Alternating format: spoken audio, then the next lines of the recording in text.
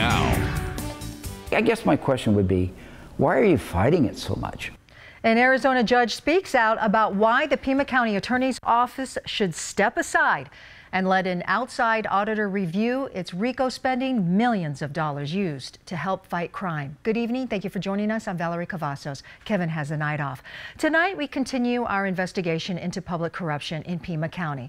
The governor recently signed into law sweeping reforms in RICO spending, which has led to an unprecedented change in power. The Board of Supervisors now oversees how Barbara LaWall spends millions of dollars in RICO funds. Judge Rick Romley, the former Maricopa County attorney who prosecuted the largest corruption scandal in Arizona, weighs in tonight. The RICO scandal rocked the Pima County Sheriff's Department after an FBI investigation revealed a money laundering conspiracy that lasted 18 years. Now the Pima County Board of Supervisors has been given the responsibility to make sure these government abuses don't happen again.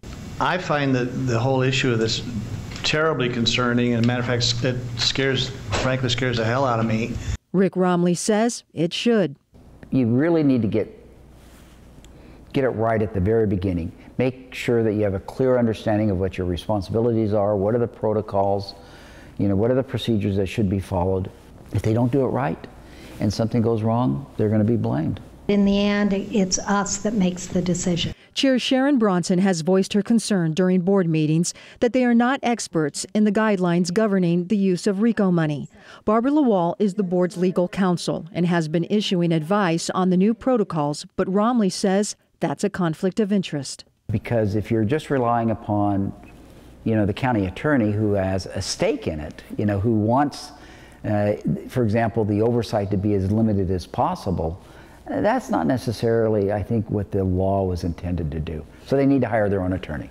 Romley knows this conflict issue well. He was involved in an Arizona case in 2010 that ruled boards can retain outside counsel on a case-by-case basis when the county attorney is unavailable due to a conflict of interest, a move already made in Maricopa County. This email from the assistant manager shows the Maricopa County Board and the county attorney's office, assisted by outside counsel, have been working to develop a process to comply with the new law.